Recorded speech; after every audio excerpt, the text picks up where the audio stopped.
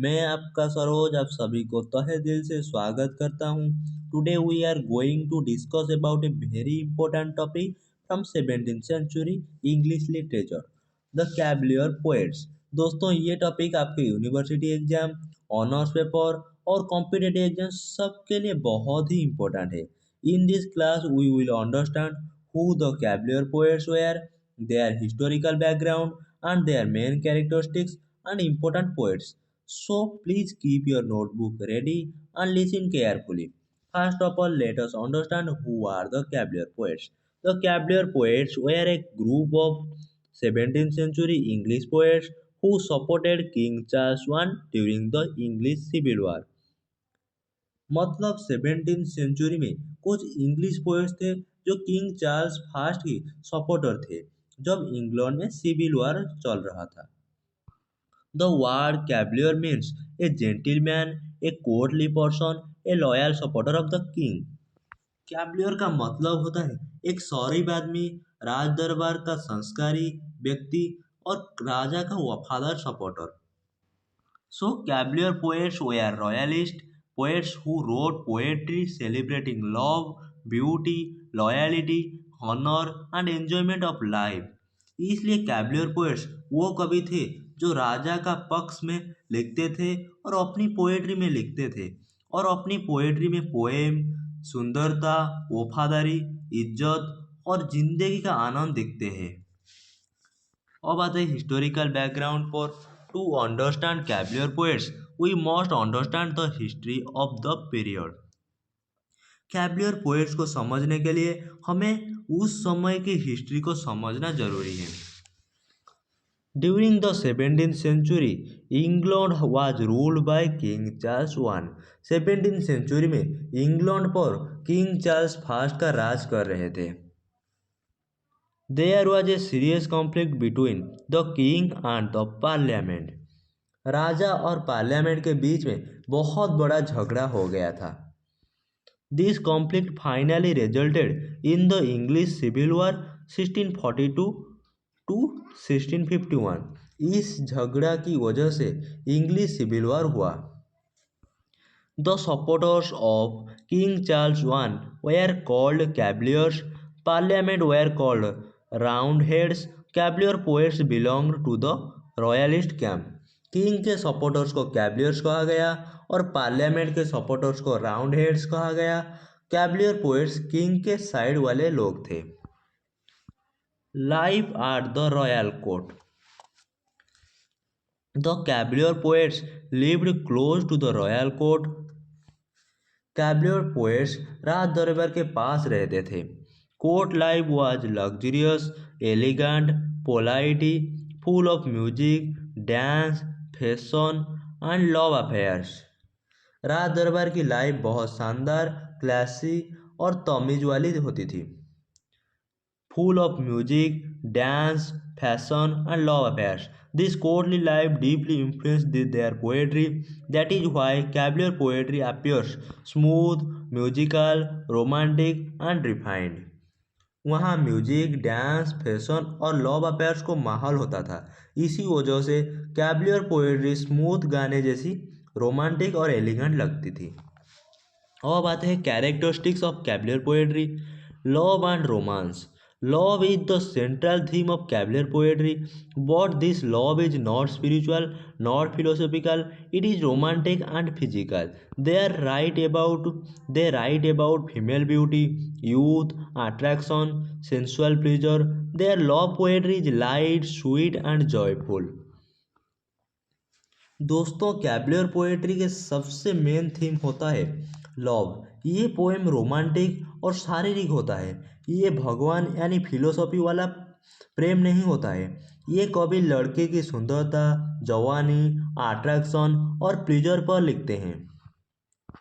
अब आते हैं कार्पे डिम यानी seize the day. One of the most important ideas in cavalier poetry is carpe diem. दोस्तों, carpe diem का मतलब होता है आज का दिन जियो। Carpe diem means enjoy the present moment because time and youth will not last forever.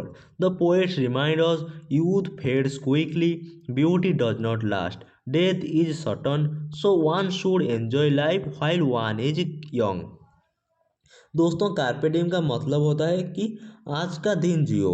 जवानी जल्दी चली जाती है और सुंदरता हमेशा नहीं रहती, इसलिए जब तक जवान हो जिंदगी को एंजॉय करना चाहिए। अब आते हैं सिंप्लिसिटी ऑफ लैंग्वेज।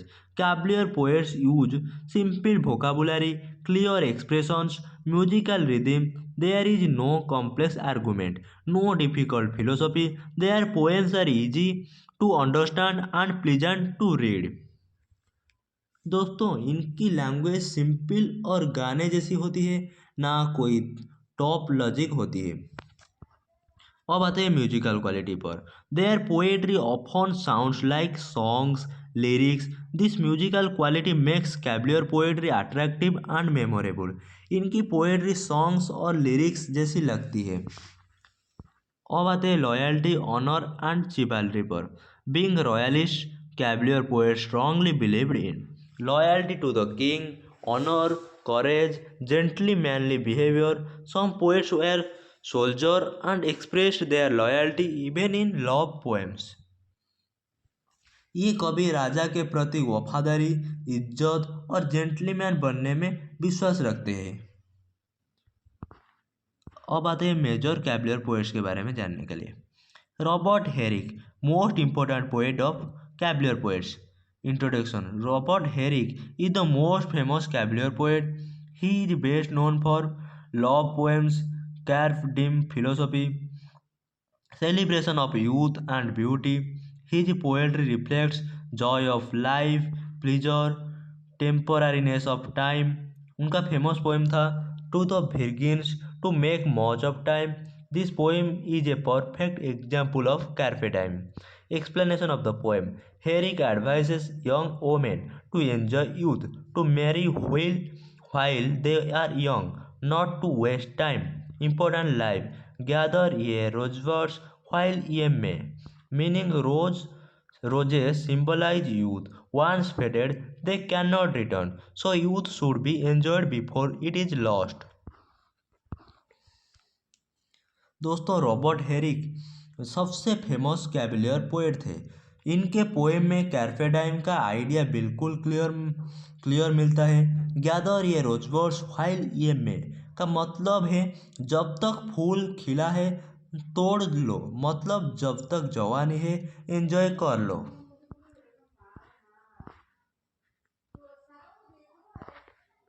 अब आते हैं रिचर्ड लवलेस पर। Introduction. Richard Lovelace was both a poet and a soldier. His poetry combines love, honor, loyalty. उनका फेमस पोएम था to Lucasta going to the wars. In this poem, the poet explains to his beloved why he must go to war, why honor is greater than love. Important lines था I could not love thee, dear, so much loved I not honor more. Meaning his love is pure because it is guided by honor, duty to the nation and king comes first. दोस्तों Richard loveless एक कवि भी थे और soldier भी थे। इनके लिए इज्जत और ड्यूटी प्यार से ज़्यादा इम्पोर्टेंट है। Sir John Suckling poetry is light, playful and humerus.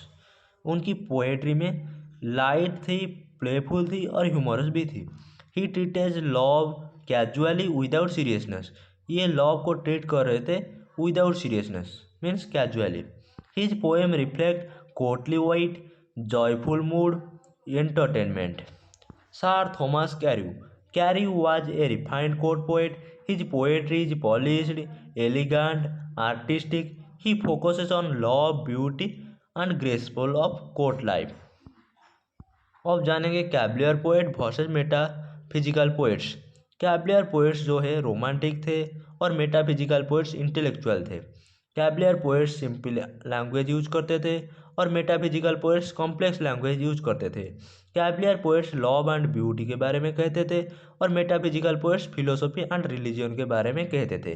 Cavalier poets musical थे और मेटाफिजिकल पोएट्स आर्गुमेटिव थे। और कैवलियर पोएट्स कोर्टली थे और मेटाफिजिकल पोएट्स स्पिरिचुअल थे। अब एग्जाम ओरिएंटेड आंसर जानेंगे। 2 मार्क के लिए cavalier poets were 17th century English royalist poets who supported King Charles I and wrote graceful poems on love, beauty, honor and enjoyment of life। Long answer में 10 marks का structure में देता हूँ। Definition of Cavalier poets, उसके बाद historical background, उसके बाद main characteristics, उसके बाद मेजर पोएट्स एंड पोएम्स जो हम देख चुके हैं। अब आते हैं कंक्लूजन पर। To conclude, cavalier poets represent the joy living, elegant and royalist spirit of the 17th century। Their poetry teaches us to enjoy life, value love and respect honor before time destroys youth and beauty। Cavalier poets 17th century की खुश मिजाज और royal सोच को दिखाते हैं। ये poetry हमें सिखाती है कि समय से पहले जिंदगी को जी लेना चाहिए। So friends, today we have discussed the Cavalier poets in detail. We understood their historical background, major characteristics, and important poets like Robert Herrick, Richard Lovelace, Sir John Suckling, and Sir Thomas curve. आज हमने ये भी देखे कि poets Charles fast की supporter थे और इनकी पोएट्री लव, ब्यूटी, ऑनर और एंजॉयमेंट ऑफ लाइफ पर बेस्ड थी। The cavalier poets teach us an important lesson: life is short, youth does not last forever, so we should enjoy life with honor and dignity। The topic is very important for your examination, so please revise the characteristics and poems carefully। In the next class, we will study the Song of Innocence and Experience by William Blake। If you found this class helpful, please like, share and subscribe। Thank you for watching।